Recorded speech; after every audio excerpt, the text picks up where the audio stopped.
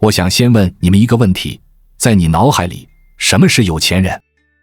是不是住在市中心的顶层大平层里，落地窗俯瞰整个城市的夜景？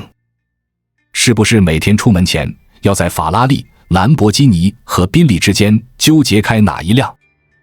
是不是手腕上戴着几十万的机械表，身上穿着一看就贵得离谱的高定西装？是不是每天出入米其林餐厅，身边围绕着无数想要讨好他的人？如果你的答案是，那么恭喜你，你已经被这个社会的消费主义洗脑得彻彻底底了。你脑子里的那个富人形象根本不是真正的富人，那是电视剧导演编出来的，是奢侈品公司为了掏空你的钱包给你植入的思想钢印。我在金融圈摸爬滚打这么多年，接触过真正身价过亿甚至几十亿的顶级富豪。你知道我看到了什么吗？如果你在大街上遇到他们，你可能根本都不会多看他们一眼。他们开了7、8年的丰田或者本田，他们穿着优衣库或者没有 logo 的纯棉 T 恤，他们住在几十年前买的老社区里，他们坐飞机经常是为了省钱去抢打折的经济舱。你会觉得他们傻吗？你会觉得他们不懂享受吗？甚至有人会在背后嘲笑他们是守财奴，是吝啬鬼。但现实极其残酷，正是因为这种近乎变态的吝啬，他们才拥有了你无法想象的财富。而那些嘲笑他们的人，那些看起来光鲜亮丽，朋友圈里全是豪车名表的人，往往背负着巨额的信用卡债务，只要1个月不发工资，他们的生活就会瞬间崩塌。这听起来很反直觉，对吧？这就对了，因为这个世界的财富逻辑本身就是反人性的。穷人买资产的尸体，富人买资产的种子。大多数人穷，不是因为赚得少，而是因为他们把这一生辛苦赚来的钱，通过4种极其隐蔽的方式自愿交给了别人。我把这4种消费称为贫穷税。今天我就要把这4张你正在默默支付的税单给你撕开来看。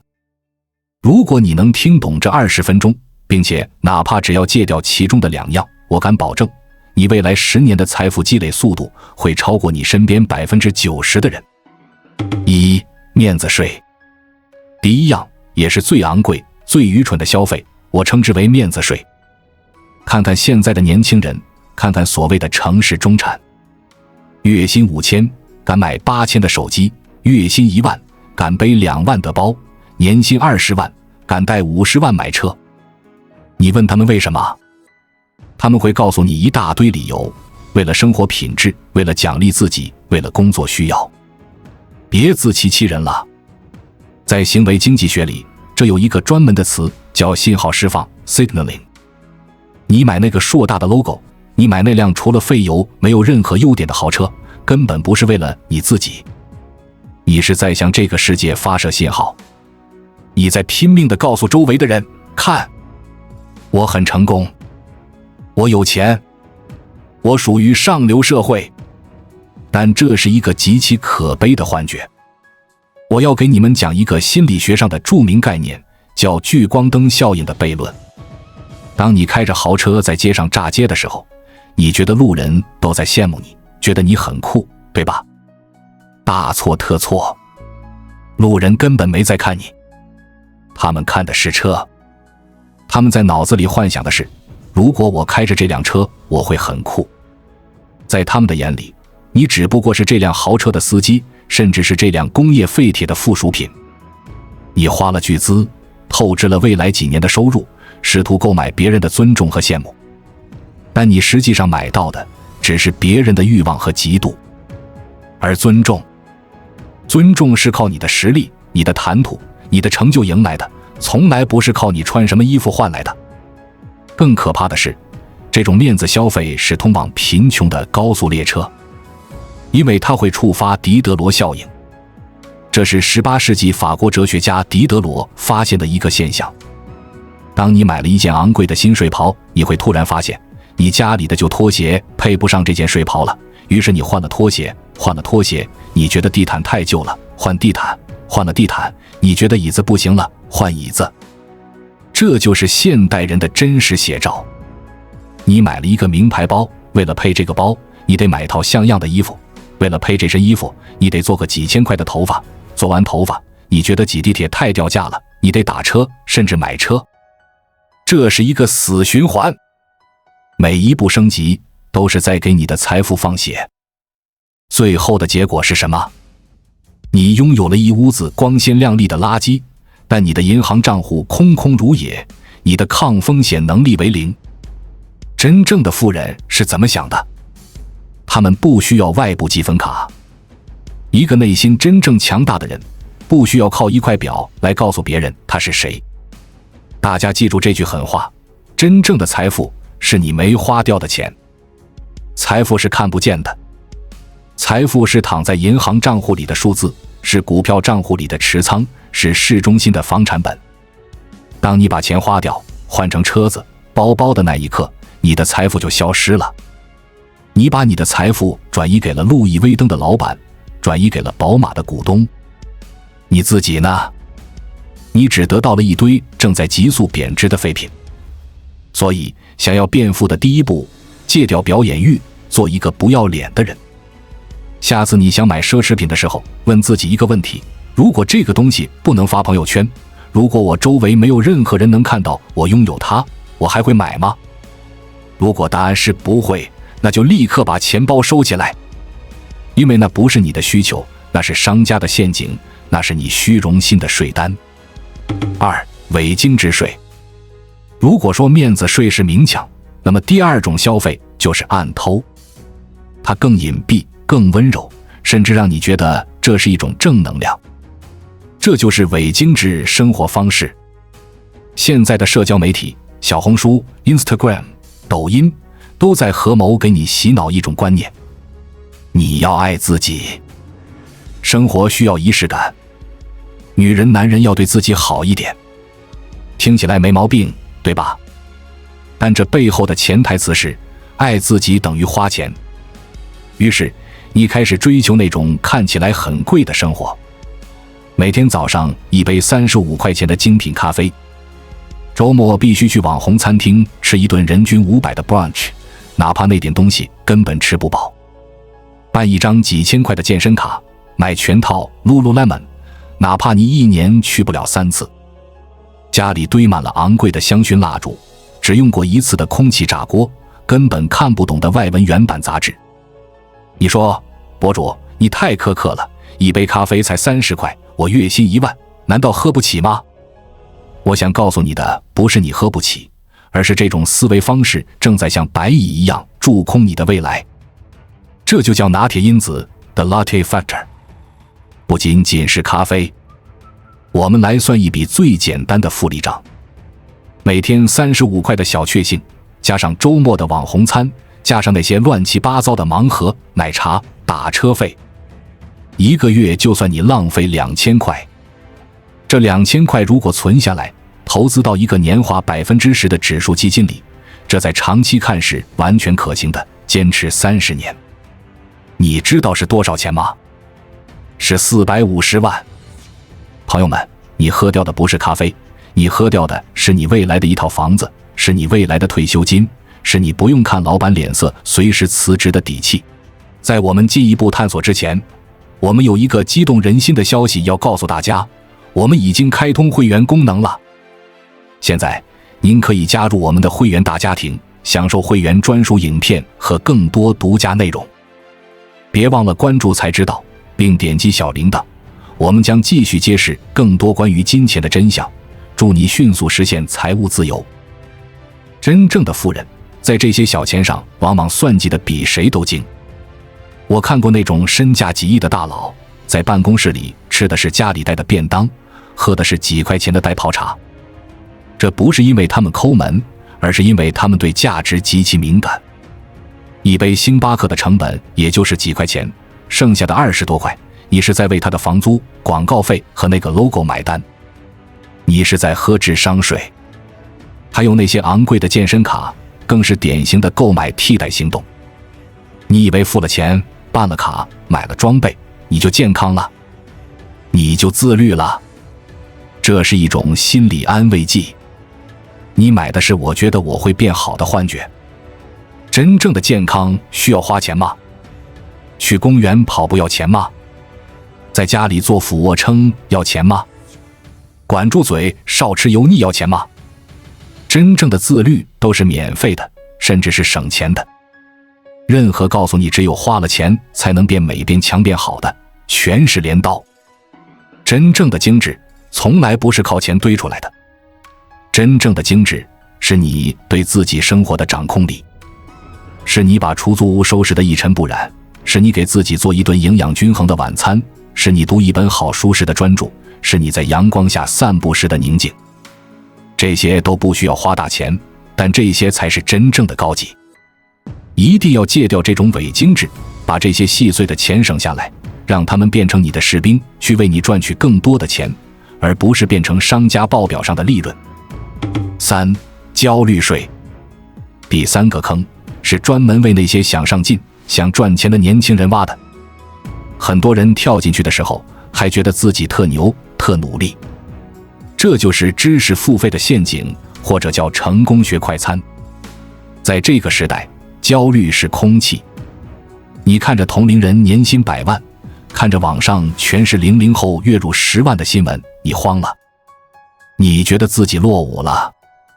这时候，一群所谓的导师跳出来了，他们穿着笔挺的西装，背景是高大上的书架，可能是贴纸，对着镜头大喊：别再死工资了，买我这套9999元的课程，教你底层逻辑，教你财富密码，让你1个月实现财务自由。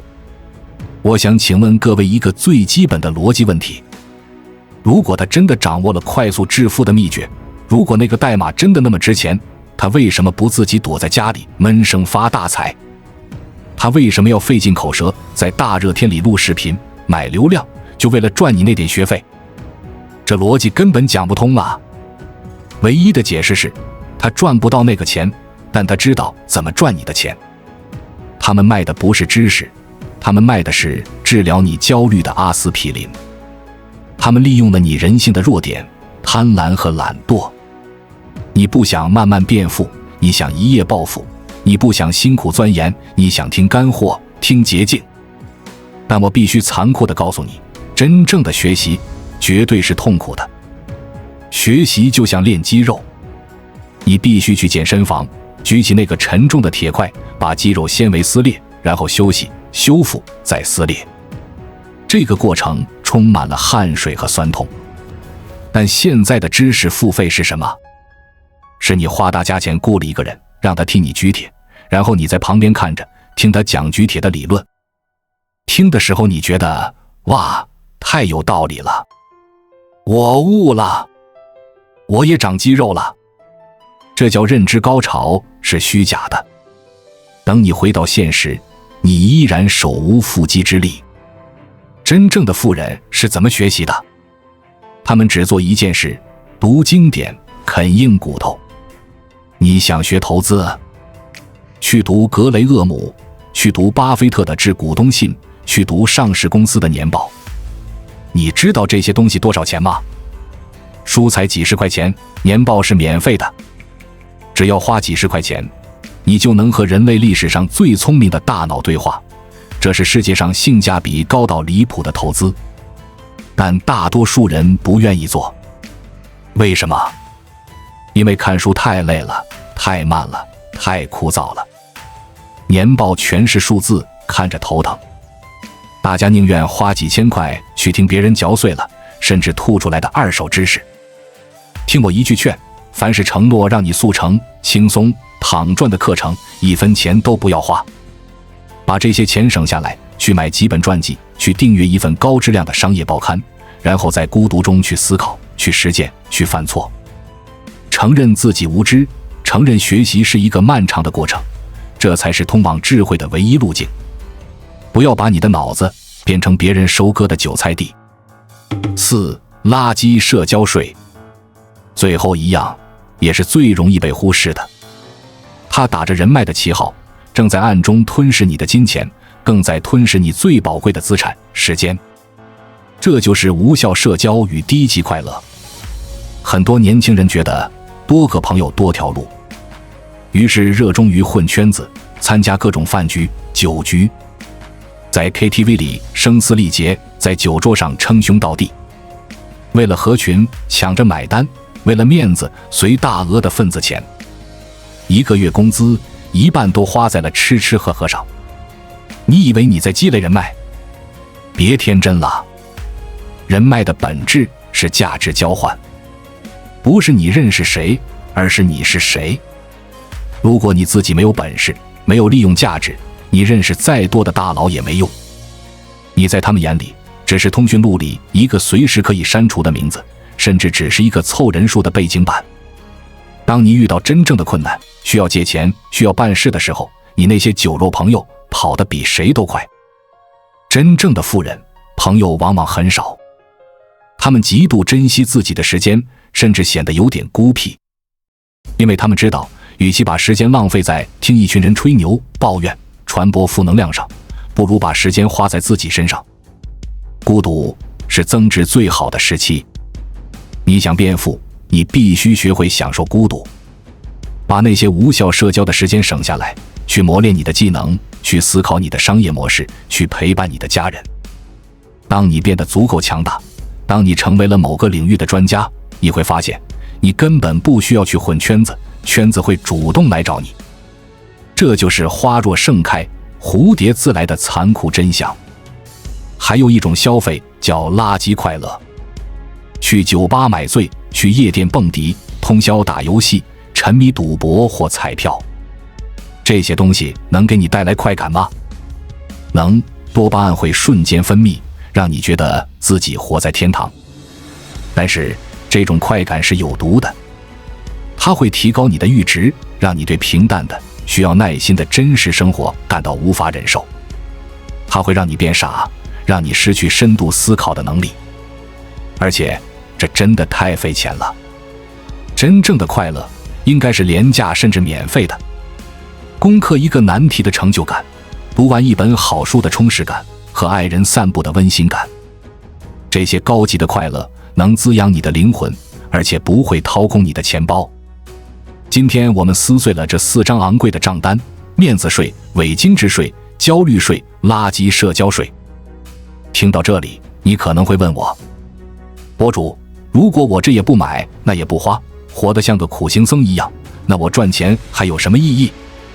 难道人生的意义就是看着银行账户里的数字变大吗？问得好。但我必须告诉你，是的，那个数字本身没有意义，但那个数字背后的东西比世界上任何豪车、豪宅都珍贵10000倍。那个东西叫选择权，或者用一句更粗俗但更爽的话说，叫 Have you money。 当你不再为了面子而背负车贷，你就不需要为了保住那份狗屎一样的工作去忍受那个傻 X 老板的辱骂。你可以把辞职信甩在他脸上，大声说，老子不干了。这就是自由。当你不再为了伪精致而月光，你的账户里躺着足够你生活5年的现金。当经济危机来临，当裁员潮开始，别人在焦虑的睡不着觉，你却可以安然入睡，甚至利用这个机会去抄底，这就是底气。当你不再为了无效社交而浪费生命，你拥有了独立的人格和强大的技能，你不需要依附于任何人，不需要看任何人的脸色，这就是尊严。真正的富有从来不是你拥有多少东西，真正的富有是你拥有多少不被他人掌控的时间。年轻的时候，我们以为财富是加法，是拥有更多，但等你真正看懂了这个世界，你会发现财富其实是减法。拥有更少的欲望，拥有更少的羁绊，拥有更少的恐惧，做一个在别人眼里的吝啬鬼吧。当别人在炫耀新车时，你默默攒钱买入资产；当别人在网红店打卡时，你静静读书打磨大脑；当别人在酒桌上吹牛时，你在孤独中积蓄力量。这条路很窄，很挤，很无聊，甚至会被人嘲笑，但我向你保证，这是一条通往真正自由的唯一捷径。关注我，我是才知道，带你解锁更多金钱的真相。